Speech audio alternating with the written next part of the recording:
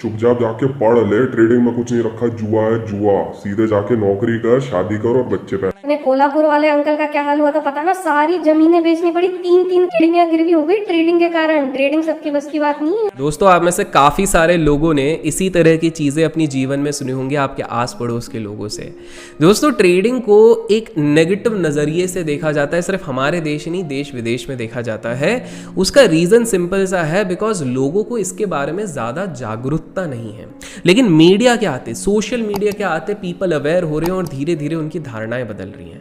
काफ़ी सारे इन्वेस्टर ये कहते हैं कि हमारे पास वॉरेन बफेट है, हमारे पास चार्ली मंगर है, इन्वेस्टर ही पैसा बनाते हैं। लेकिन मेरा उनसे सवाल होता है कि जिन इन्वेस्टर्स के आप नाम लास्ट 20 साल से ले रहे हो, वो भी तो हम हाथ में गिन सकते हैं। Warren Buffett, Charlie Munger, Rakesh Jhunjhunwala जिनने खुद ट्रेडिंग से चालू करा था, विजय केडिया, रामदेव अग्रवाल, ये 5-6 नाम सबके पास रहते हैं। तो ऐसे तो ट्रेडर्स भी है ना भाई। हमारे पास जिम सैमन्स है, हमारे पास डैन जैंगर, हमारे पास मार्क माइनरवेनी, हमारे पास रे डैलियो है, और याद रखिए इनमें से काफ़ी सारे बिलियनर्स भी हैं। तो आप ऐसे नहीं कह सकते हो कि इसमें बिलियनर्स नहीं है। इनफैक्ट अगर आप कंपेयर करोगे ओवरऑल ग्लोबल डेटा के हिसाब से, तो हेज फंड के हिसाब से तो ट्रेडर्स ज़्यादा बिलियनर्स हैं। सिंपल सी बात है। हेज फंड वाले, hedge fund manager mainly trading करते, तो उस हिसाब से तो वो ज़्यादा है, पीएमएस मैनेजर से ज़्यादा है।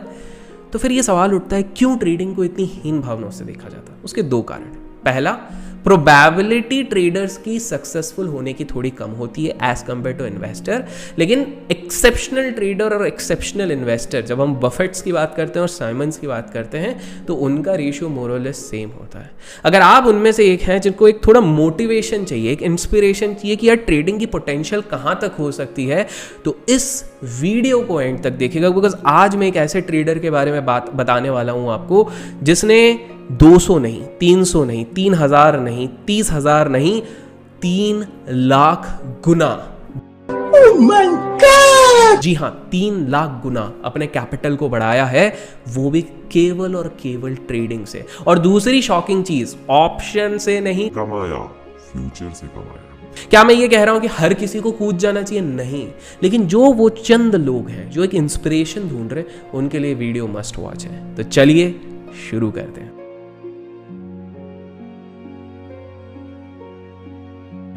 दोस्तों, सीन कुछ इस तरह से रहता है कि अंतर्राष्ट्रीय बड़ा billionaire trader, hedge fund manager रे डैलियो एक चैरिटी लंच का उद्घाटन करते हैं। वो अनाउंस करते हैं कि एक चैरिटी लंच होगी। चैरिटी लंच क्या होता है कि किसी भी बड़े सेलिब्रिटी को आप मिलने के लिए जाना चाहते हो, जिसके लिए आप ऑक्शन करते हो, और जो भी उस ऑक्शन में जीतता है उसको सेलिब्रिटी के साथ लंच मिलता है। जैसे हमारे देश में अमिताभ बच्चन साहब के साथ होता है, सलमान खान, शाहरुख खान, वैसे ही वहाँ पे। अब ऑब्वियसली रे डैलियो, जिस व्यक्ति ने करीब करीब 2 लाख 3 लाख करोड़ रुपए ट्रेडिंग और हेज फंड से कमा है, तो ऑब्वियसली किसी के भी इंस्पिरेशन होंगे। तो एक व्यक्ति जो इस चीज़ को बिजनेस आर्टिकल में पढ़ता है, वो एक्साइटेड हो जाता है, बोलता है मैं इसमें करूंगा ऑक्शनिंग, और वो ऑनलाइन बैठ के इस चीज़ पे ऑक्शनिंग करता है। अच्छी बात ये है कि वो जब देखता है कि भाई यहाँ पर तो ज़्यादा ऑक्शन वाले इतने बड़े वैल्यू के नहीं है, और मैं तो तैयार हूँ भैया, जितना पैसा लगेगा मैं डालने को तैयार हूँ।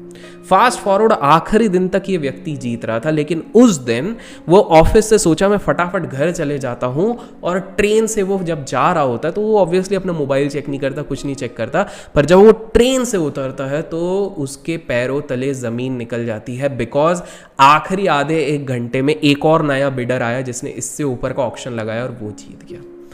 ये पूरी तरीके से टूट गए थे कि यार मैं अपने इंस्पिरेशन के इतने पास था और मैं उस बंदे से ज़्यादा पैसा लगा सकता था, बट स्टिल मेरे हाथ से मौका चले गया। लेकिन जैसे कहते हैं ना दोस्तों, अगर किसी चीज़ को पूरे दिलो जान से चाहने की कोशिश करते हो तो कायनात आपको मिलाने पे लग जाती है। मैंने थोड़ा तोड़ मरोड़ कर दिया डायलॉग में, सही डायलॉग पता है तो नीचे लिख देना। तो दोस्तों यही चीज़ इनके साथ हुई कि उसी टाइम फॉर अ चेंज जो ऑर्गेनाइजेशन ये चैरिटी रख रही थी, उनने ये बोला कि भाई हम सिंपल सा है, सेकंड वाले को भी मौका देंगे मिलने का, और इसी तरह उनको सौभाग्य मिला रे डैलियो से मिलने के लिए। दोस्तों अगर आप जानना चाहते हैं ये कौन है, दलजीत धालीवाल। दोस्तों ये एक टेनिस प्लेयर थे पहले। इनफैक्ट इनका 10 साल की उम्र से सपना था एक वर्ल्ड रेनाउंड टेनिस प्लेयर बनने का। दोस्तों जब ये टेनिस की प्रैक्टिस कर रहे थे तो एक दिन इनके कोच ने इनको एक व्यक्ति से मिलाया और बोला इसके साथ तुम मैच खेलो। वो बोले ठीक है खेल लेते हैं, देखते हैं क्या होता है। और ये टेनिस का उनके साथ मैच खेल रहे थे और ये मैच जीत भी गए। मैच जीतने के बाद इनके कोच ने इनको बताया तुमने पता है किसको हराया? बोले किसको? तुमने वर्ल्ड चैंपियन, पिछले साल के वर्ल्ड चैंपियन को हराया। एंड ही वाज लाइक क्या बात कर रहे हो यार, मैं इतना ज़्यादा मैंने GK पे ध्यान नहीं दिया, ये सारी चीज़ें, मैं तो बस अपने स्पोर्ट पे ध्यान देता, मैंने इसको हरा दिया। लेकिन वो एक्साइटमेंट थोड़े देर बाद उनकी श्रिंक हो गई। इसके बाद ये एक बार टेनिस खेलते खेलते इनकी एंकल में चोट लग गई, जिसके कारण इनके कोच ने बोला जाके रेस्ट करो, अभी कोई खेलने की ज़रूरत नहीं है। और इसके बाद इनने अपनी पूरी माइंडसेट ही चेंज कर लिया। जब ये जाके सोच रहे थे तो वे इनकी रैंक पूरे टेनिस जगत में करीब करीब 80th पे आती थी, 80 नंबर पे इनकी रैंक थी। और उनने ही अपने आप से ये चीज़ पूछी कि यार नो डाउट टेनिस बहुत अच्छा स्पोर्ट है, और कुछ साल दूंगा तो ठीक ठाक खेल लूँगा, लेकिन इस पर शायद मेरे को वो सेटिस्फैक्शन नहीं आएगा, बिकॉज मैं टॉप पे नहीं पहुँच पाऊँगा, मैं बेस्ट नहीं हो पाऊँगा। और तब उनने सोचा कि मुझे कुछ और करना चाहिए। और उसी समय पे 2007-8 का जो लेमन ब्रदर का क्राइसिस हुआ वो हुआ, जिसके कारण इनकी नज़र पड़ी शेयर बाजार पे, और इनने डिसाइड किया कि बॉस अब कुछ करना है तो शेयर बाजार में करूँगा। इनने जाकर इकोनॉमिक्स की क्लासेस अटेंड करना शुरू करी, कॉलेज में इकोनॉमिक्स और फाइनेंस की क्लास अटेंड करना शुरू की, और हल्का पुल्का समझने की शुरुआत करी। अब इनको एक बात समझ में आ गई थी कि एक सक्सेसफुल ट्रेडर बनने के लिए आपको एक मेंटर की ज़रूरत हमेशा रहती है। काफ़ी सारे लोग कहते कि नहीं है, लेकिन इनकी ये सोचती है, मैं नहीं कह रहा हूँ, उनकी ये सोचती कि एक मेंटर बहुत ज़रूरी है, और इनफैक्ट ये सारे सक्सेसफुल ट्रेडर का रहता है। तो इनने सोचा कि यार अब मैं कैसे कर सकता हूँ, तो इनने एक रूट डिसाइड किया। इनने क्या डिसाइड किया? इनने डिसाइड किया कि मैं अप्लाई करूंगा सारे ट्रेडिंग फर्म्स को, brokerage, trading firms, hedge funds, prop desk, सबको अप्लाई करने की कोशिश करता हूँ और ट्राई करता हूँ। डीप विद इन इनको एक चीज़ पता थी कि जब तक हम बहुत बड़े कॉलेज के ग्रेजुएट नहीं होते हैं, पास आउट नहीं होते, जैसे भारत में IIT IIM के पास आउट नहीं होते, तब तक हमको कोई बड़ा प्रॉप या डेस्क कोई हमको चारा भी नहीं देगा। लेकिन तो भी इनने हार नहीं मानी। तो पहला एक लेसन हमेशा याद रखो। काफ़ी आप में से काफ़ी सारे लोग यंगस्टर्स पूछते हैं कि हमने एक ब्रोकर को अलाउ किया, उसने हमारा एप्लीकेशन ही नहीं देखा, हमने एक 2 प्रॉप डेस्क को किया, उन्होंने कुछ, तो भाई 1-2 नहीं, इनने 30 बार रिजेक्शन झेले, पहली बात है। और दोस्तों उसी तरह, ठीक इन्हीं की तरह मैं भी गिव अप नहीं करता हूँ। तो मेक श्योर कि हम इस वीडियो में टारगेट कर रहे हैं 10,000 लाइक्स का, और आप लोग तो जिस स्पीड में कवर करते हो, मुझे पूरा भरोसा है कि आप लोग जल्द से जल्द इधर भी वो लाइक्स ले आएंगे। तो 10,000 लाइक्स का गाइज हम टारगेट कर रहे हैं। जैसे ही हो जाएगा अगला वीडियो फटाफट इंटरेस्टिंग वाला आ जाएगा। वो जुनून होना चाहिए। इनका हमेशा से कहना है कि अंटिल अनलेस आपके अंदर पैशन नहीं है, जुनून नहीं है ट्रेडिंग के लिए, जब आप दिन भर नहीं सोचते हो चार्ट्स के बारे में, दिन भर नहीं सोचते हो टेक्निकल्स फंडामेंटल्स के बारे में, तो ट्रेडिंग पे मत आओ। काफ़ी सारे लोग एक मिथ के साथ आते हैं कि ये शॉर्टकट है पैसा बनाने का, और इसीलिए मैक्सिमम लोग यहाँ पे पैसा गवाते हैं। कितने लोग इस चीज से एग्री करते हैं, कमेंट्स में लिखना। और कितने लोगों को लगता है कि ट्रेडिंग में बहुत पोटेंशियल है, तो कमेंट्स में ट्रेडिंग जरूर लिखना, ताकि मैं देखूं कितने लोगों को अपने आप पे विश्वास है कि ट्रेडिंग से वो पैसा बना सकते हैं। तो पहली चीज तो ये हो गई। अब यहां पर इनकी इंटरेस्टिंग स्टोरी ऐसी है कि इनका कोई फाइनेंस का बैकग्राउंड नहीं है। पहली चीज तो जो लोग बोलते हैं कि फाइनेंस के बैकग्राउंड जरूरी है, बुलशिट। इनने बाद में फाइनेंस पढ़ने गए, लेकिन इनके कोई ऐसा नहीं है खानदानी इनको कोई बहुत चीजें मिली है। तो दैट्स नंबर 1। सेकंड, इनके पास स्टार्टिंग में पैसा बहुत नहीं था, इनफैक्ट हार्डली ज्यादा कुछ पैसा था। तो सेकंड मिथ आपके दिमाग से हटाओ कि जब तक आपके पास बहुत सारा पैसा होगा तभी आप पैसा बना पाओगे। दोस्तों ये सारे गलत धारणाएं भारत में हमारे ही इन्फ्लुएंसर्स ने भरी। इस चीज से बाहर आओ, रियलिस्टिक गोल्स के साथ जाओ। मुझे पता है इस वीडियो के बाद आप में से काफी सारे लोग इन व्यक्ति के बारे में गूगल पे सर्च करेंगे और शायद आपको कुछ आर्टिकल्स भी मिल जाएंगे, तो ये लेजिट चीज है। दूसरी चीज, तीसरी चीज, काफी सारे लोगों को लगता है कि हम तो बहुत लेट हो गए यार। When they are into their 30s उनको लगता है यार हम काश जल्दी शुरू किया होता। इनने अपनी second inning that is trading 30 साल की उम्र से चालू किया है। मेन फॉर्मली सीखना 30 साल की उम्र से। तो जो लोग ये सोचते हो कि बहुत लेट हो गया, उनके लिए भी एक सीख है। और दोस्तों एक काम करो, एक कॉपी और पेन लेके बैठो, बिकॉज आज की इस वीडियो में ना बहुत सारी लर्निंग होने वाली है। सॉरी मेरे को स्टार्टिंग में बोलना चाहिए था, लेकिन अभी बोल रहा हूँ, बहुत लर्निंग्स होने वाली है, तो इसको जरूर रखो। तो ये 3 चीज़ है। तो पहली 3 मिथ्स तो मैंने आपकी क्लियर कर दी, ये तीनों इनके साथ सिचुएशन था। अब एक एक करके हम समझते हैं इनसे हम क्या क्या चीज़ें सीख सकते हैं और क्या क्या चीज़ें थी इनके पास। तो पहली चीज़, इनने अपने आप को इवॉल्व किया। ये पहले जो ट्रेडिंग करते थे, ये बहुत ज़्यादा स्क्रिप्ट्स में ट्रेडिंग करते थे, only on the basis of technical analysis. उनका ये कहना था कि सपोर्ट रेजिस्टेंस की बेसिस पे मैं ट्रेड करता था। लेकिन 3-3.5 साल बाद इन्होंने टेक्निकल एनालिसिस पे ट्रेड करना बंद कर दिया, ऑल्दो उस पर अच्छा प्रॉफिट बन रहा था उनका। जब उनसे एक बार पूछा गया कि बॉस आप टेक्निकल एनालिसिस से पैसा बनाते थे, तो फिर आपने वो करना क्यों बंद किया, उनमें उनका कहना ये था कि यार बॉस, क्योंकि मुझे उस चीज़ पे कन्विक्शन नहीं आता था। हम लोग देखते हैं पैटर्न है, पैटर्न पे वो चीज़ रेजिस्ट करती है, सपोर्ट करती है, लेकिन मैं बहुत प्रैक्टिकली जब सोचता हूँ तो मुझे उसका लॉजिक समझ में नहीं आता। क्यों इधर ही वो रेजिस्ट करेगा, क्यों उधर ही सपोर्ट लेगा, क्यों कहीं और नहीं लेगा, क्यों ये फॉल्स नहीं हो सकता। तो मुझे वो समझ में नहीं आता था, लेकिन मुझे जो सबसे अच्छे से समझ में आता था वो था फंडामेंटल एस्पेक्ट, जिसको मैं ट्रेडिंग पे मिलाना चाहता था। तो पहला लेसन यहाँ पर सबसे इंपॉर्टेंट है। वैसे तो मैंने लेसन पहले भी दी थी हैं, बट और एक इंपॉर्टेंट लेसन है कि एक ट्रेडर अपनी जर्नी पे इवॉल्व होता है। वो पहले से ऐसा, जिसने फॉर एग्जाम्पल जब मैंने भी शुरू किया था, मैंने सिर्फ कैश में शॉर्ट टर्म के हिसाब से शुरू किया था, फिर मैं इंट्राडे पे गया, फिर एफएनओ पे गया। काफ़ी सारे लोग ऐसे होते हैं जिनने पहले इंट्राडे से शुरू किया, फिर वो कैश पे जाते हैं, फिर एफएनओ पे जाते हैं। कुछ लोग होते हैं जिनने एफएनओ से चालू करके कैश पे गए। तो ये एक प्रोसेस होता है। हो सकता है कि आप ऑप्शंस में कोई तरीका निकालो, हो सकता है आप स्विंग कैश में कुछ तरीका निकाल दो, राइट। तो अपने आप पे पहले वो बिलीफ रखो, इवोल्यूशन होता है। That's number 1। जो नेक्स्ट चीज़ है वो हमेशा स्मॉल स्टार्ट करो, ऐसा इनका कहना है। इनका ये कहना है कि दोस्त, मैंने पहले अपने छोटे से कैपिटल को 2 लाख रुपए में बदल दिया, करीब करीब कुछ ही महीनों में, लेकिन वही 2 लाख रुपए 1,30,000 1,40,000 हो गए, मतलब कम हो गए।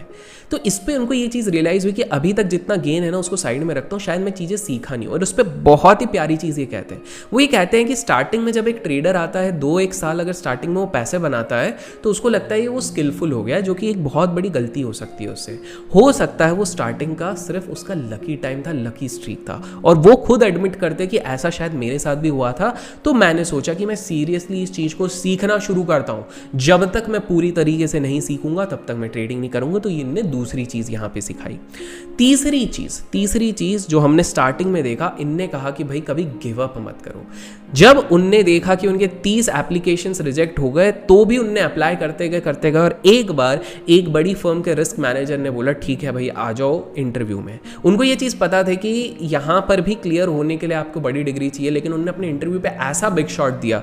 उनने ये कहा कि सर मुझे पता है कि मैं एक बड़े कॉलेज से नहीं हूँ, बड़े इससे नहीं हूँ, बट बिलीव मी, अगर आप मुझे एक बार अपने ट्रेडिंग डेस्क पे मौका देते हैं तो मैं आपको कभी निराश नहीं करूंगा। I will be the hardest worker. और ये चीज़ इनके पास काम आ गई, और इसी कारण उनको उधर मौका मिला समझने का रियल टाइम सिनेरियो पे कि ट्रेडिंग कैसे चलता है। So coming back to the point, ये कभी गिव अप नहीं करने के लिए कहते हैं, बहुत इंपॉर्टेंट है। वो कहते हैं चूज योर वे, अपना तरीका, अपना नीश खुद डिसाइड करो। जो मैंने भी प्रीवियस काफ़ी वीडियोज़ में कहा है, जस्ट बिकॉज आधे लोग बोलते हैं कि स्विंग ट्रेडिंग करो इसलिए मत करो, जस्ट बिकॉज आधे लोग बोलते हैं ऑप्शन सेलिंग करो इसके लिए मत करो, जस्ट बिकॉज कोई बोलता है ऑप्शन बाइंग से पैसा नहीं मिलता इसलिए उसको मत करो, जस्ट बिकॉज कोई कहता है कि सिर्फ इन्वेस्टिंग से पैसा बनता है उसके झांसे पे मत आओ।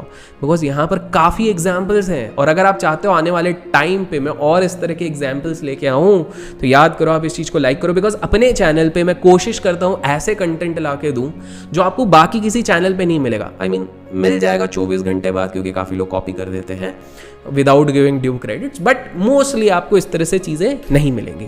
तो पॉइंट है कि ये गिव अप नहीं करते थे, इवोल्यूशन इनका हुआ, स्टार्ट स्मॉल और अपनी स्टाइल पिक करो।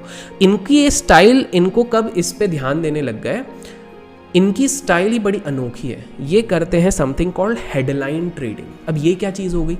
हेडलाइन ट्रेडिंग बेसिकली ये क्या करते हैं, जो सबसे बड़े इवेंट्स होते हैं, ठीक है, फॉर एग्जाम्पल आपका इवेंट हो गया पॉलिसी, मैन्युफैक्चरिंग डेटा, जीडीपी का डेटा, या फिर इलेक्शन रिजल्ट्स एक्सेट्रा, ये केवल इस तरह के इवेंट्स को फोकस ज़्यादा करते हैं। और बिकॉज ये करेंसी में ट्रेड करते हैं तो इनको हर दूसरे, करेंसी फ्यूचर्स में करते हैं तो हर दूसरे तीसरे हफ्ते इनको कुछ ना कुछ इस तरह का मौका मिलता है। तो ये एक और इंटरेस्टिंग चीज़ यहाँ पर आपको पता लग गई।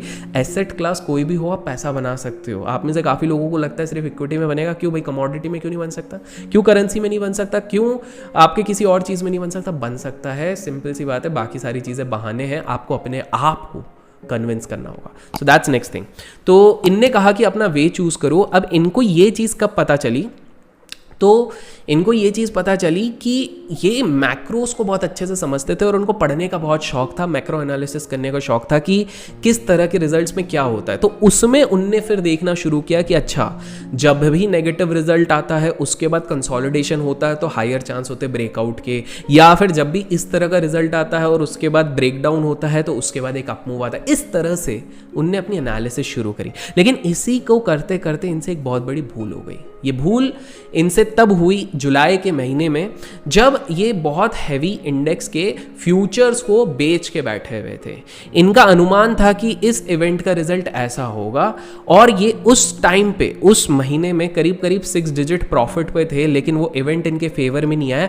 विद इन सेकेंड्स वो 5 डिजिट पे आ गए। Can you imagine, with in seconds 6 digit से 5 डिजिट पे आ गए। और तब उनको रियलाइज हुआ कि मेरी एक भूल, सिर्फ एक भूल के कारण मुझे इतना बड़ा हर्जाना भरना पड़ा, और अब से मैं ये भूल कभी नहीं करूंगा। और वो था सिस्टम में स्टॉप लॉस ना लगाना। आप में से काफ़ी सारे लोग जो मुझे पूछते रहते हैं कि स्टॉप लॉस लगाएं कि नहीं लगाएं, आपको आंसर एक इससे अच्छे बड़े अरबपति करोड़पति ट्रेडर से और उसके अलावा कोई नहीं दे सकता। तो यस, आपको लगाना है। तो ये एक इंपॉर्टेंट लेसन है वहाँ से। दोस्तों, मैं क्यों ये लेसन्स आपको बता रहा हूँ, क्योंकि पैसा बनाए is not a important thing, but कैसे बनाए और क्या वो चीज़ें उनने सीखी वो ज़रूरी है। यहीं पर इनने कुछ चीज़ें करना शुरू करी थी, और ये कहते हैं कि मेरी ट्रेडिंग प्रोसेस सबसे ज़्यादा सुधरी because of just one thing. Can you guess? और कितने लोग इस चीज़ से एग्री करते हैं कमेंट्स में बताना। उनने कहा, मैं हर चीज़ जर्नलाइज करता हूँ, हर चीज़ मेरी ट्रेडिंग की जर्नलाइज करता हूँ। आप में से कितने लोग करते हो? हमने तो ये पहले भी कुछ वीडियोस में बात करी, but I am pretty sure शायद आप लोग नहीं करते। तो ये अपनी हर चीज़ को जर्नलाइज करते थे, जिसके कारण इनका एक माइंडसेट बना रहा दैट यस, अगर हम चीज़ों को रिकॉर्ड करें, सही क्या था, गलत क्या था, ये सारी चीज़ों को मैं अगर जर्नलाइज करता हूँ तो अगले बार मैं काफ़ी चीज़ों से बचता हूँ। जैसे फोमो से, अब उनने एक बहुत इंटरेस्टिंग चीज़ कही है। उनने ये कहा है, आपको पता है फोमो क्यों होता है? Fear of missing out. क्यों हमको लगता है अरे रह गए कि हमने ये स्टॉक लिया था 2 रुपए पे, 4 रुपए पे बेच दिया, आज वो 20 रुपए पे। उनका कहना ये सिंपल सा है, इसका सबसे बड़ा रीज़न होता है जब आप अपने टाइम होराइजन्स को मिक्स कर देते हो। मतलब आप लेने जाते हो लॉन्ग टर्म के लिए, छोटे अवधि में आपको थोड़ा प्रॉफिट दिखता है, उसके बाद थोड़ा पुल बैक दिखता है, तो आप बुक कर लेते हो और बाद में वो चीज़ ऊपर जाती है। इसके लिए उन्होंने सिंपल सा सजेशन निकाल लिया कि मैं लिख के रखता हूँ, अगर मैं ये चीज़ या फिर ये करेंसी या फिर ये स्टॉक अगर मैं लॉन्ग टर्म के हिसाब से ले रहा हूँ तो वो लॉन्ग टर्म ही रहेगा। आपको एक और इंटरेस्टिंग चीज़ बता दूँ, जो लोग बोलते हैं इंट्राडे से पैसा नहीं बनता, 90% पैसा इन्हें इंट्राडे से ही बनाया। 10% 1-2 दिन के लिए वो रखते हैं, 2-3 दिन के लिए, रेस्ट ये इंट्राडे से मजा आया बनाते हैं। तो जस्ट इमेजिन, कुछ लाखों से कुछ हज़ार करोड़ों तक की जर्नी, और आप लोगों को शायद ये चीज़ें पता भी नहीं थी। दोस्तों, अगर चाहते हो कि मैं इस तरह की अननोन चीज़ें बहुत सारी इस चैनल पे लाते जाऊं, तो मेक श्योर आप इसको लाइक करो, शेयर करो। और आप लोगों से एक कंप्लेन है, मैं एनालिटिक्स देख रहा था, आप में से 50% लोग ऐसे हो जो अपने वीडियोस रेगुलरली देखते हो लेकिन सब्सक्राइब नहीं किया है। दोस्त क्या करो, एक सब्सक्राइब करो, साइड में वो बेल है उसको प्यार से दबा दो, मस्त नोटिफाइड हो जाओगे हर बार। आशा करता हूं आज का ये इनिशिएटिव आपको पसंद आया तो आपको पता है क्या करना है। Till then, keep learning, keep growing, keep investing and keep trading.